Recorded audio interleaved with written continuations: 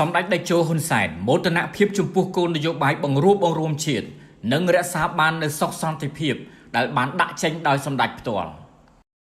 ប្រមុខរដ្ឋស្ដីទីនៃព្រះរាជាណាចក្រកម្ពុជាសម្ដេចតេជោហ៊ុនសែនដែលជាអ្នកបិទបញ្ចប់ភ្លើងសង្គ្រាមនៅកម្ពុជានិងស្វែងរកការផ្សះផ្សាបង្រួបបង្រួមជាតិបានបង្ហាញនូវមោទនភាពចំពោះអ្វីដែលជាគោលនយោបាយរបស់សម្ដេចក្នុងការរក្សាឲ្យបាននូវសុខសន្តិភាពតាមរយៈការបង្រួបបង្រួមនេះផ្ទុយពីអ្វីដែលបានកើតមាននៅបណ្ដាប្រទេសដទៃពិសេសនៅពេលមេដឹកនាំថ្មីឡើងកាន់តំណែងក្នុងឱកាសអញ្ជើញជាអធិបតីក្នុងពិធីពិសាភោជនីយអាហារសាមគ្គីនៃគ្រួសារសមាគមអង្គការកម្ពុជានៅយប់ថ្ងៃទី14ខែមីនាឆ្នាំ2025នេះសម្ដេចតេជោហ៊ុនសែនបានលើកឧទាហរណ៍ជាក់ស្ដែងចំពោះអ្វីដែលផ្ទុយពីគោលនយោបាយរបស់សម្ដេចហើយកើតមាននៅប្រទេសដទៃនោះដូចជាការចាប់ខ្លួនអតីតប្រធានាធិបតីហ្វីលីពីនពីសំណាក់តុលាការអន្តរជាតិក្រោយការបើកផ្លូវរបស់មេដឹកនាំបច្ចុប្បន្ននៅហ្វីលីពីនសម្ដេចតេជោហ៊ុនសែនបានមានប្រសាសន៍យ៉ាងដូចនេះថាខ្ញុំមានមោទនភាពជាមួយអ្វីដែលកម្ពុជាមាននៅពេលដែលប្រទេសហ្វីលីពីនចាប់អតីតប្រធានាធិបតីហ្វីលីពីនបញ្ជូនឲ្យប្រទេសក្រៅកាត់ទោសកម្ពុជារក្សាបាននូវសិទ្ធិអំណាចរបស់ខ្លួននៅក្នុងក្របខ័ណ្ឌតុលាការកូនកាត់ខ្ញុំពិតជាមានមោទនភាពនៃគណៈបកប្រជាជនកម្ពុជាដែលមានខ្ញុំដឹកនាំរាជរដ្ឋាភិបាលខ្ញុំការពារបាននូវអិសរាជជនដែលត្រូវចោទប្រកាន់បើតាមប្រសាសន៍របស់សម្ដេចតេជោហ៊ុនសែនមុំដ៏សំខាន់នៃនយោបាយត្រីកោណគឺការរក្សាសន្តិភាពពាណិជ្ជកម្មផ្ទៃក្នុងគឺបង្រួបបង្រួមផ្ទៃក្នុងកុំឲ្យសង្គ្រាមកើតឡើងវិញ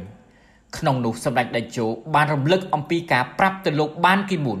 អតីតអគ្គលេខាធិការអង្គការសហប្រជាជាតិថាសុកចិត្តឲ្យតុលាការកូនកាត់បរាជ័យ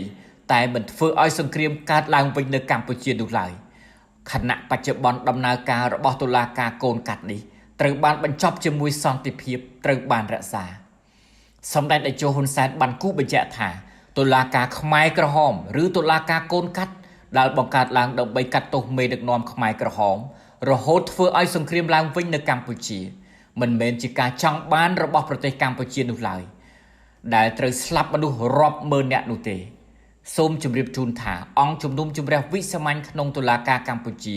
ដែលហៅកាត់ថាអវតកឬតុលាការកូនកាត់ត្រូវបានរៀបចំឡើងក្រោមកិច្ចព្រមព្រៀងរវាងភាគីរាជរដ្ឋាភិបាលកម្ពុជាជាមួយអង្គការសហប្រជាជាតិនៅខែមិថុនាឆ្នាំ2003ប៉ុន្តែតុលាការនេះគឺជាតុលាការឯករាជ្យម្ចាស់ការមិនចំណុះរាជរដ្ឋាភិបាលឬអង្គការសហប្រជាជាតិទេ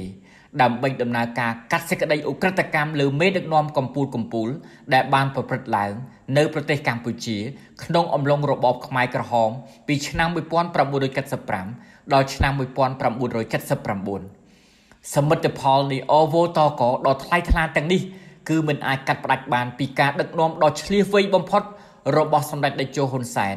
អតីតនាយករដ្ឋមន្ត្រីនិងជាប្រធានព្រឹទ្ធសភាបច្ចុប្បន្នដែលបានផ្ដួចផ្ដើមបង្កើតអង្គជំនុំជម្រះវិសាមញ្ញក្នុងតុលាការកម្ពុជាដោយមានអង្គការសហប្រជាជាតិចូលរួមដើម្បីផ្ដល់យុត្តិធម៌ជូនដល់ជនរងគ្រោះក្នុងគោលដៅធានាសន្តិភាពនិងការបង្រួបបង្រួមជាតិដែលជាផ្នែកមួយនៃក្របខ័ណ្ឌគោលនយោបាយឈ្នះឈ្នះរបស់សម្ដេចតេជោ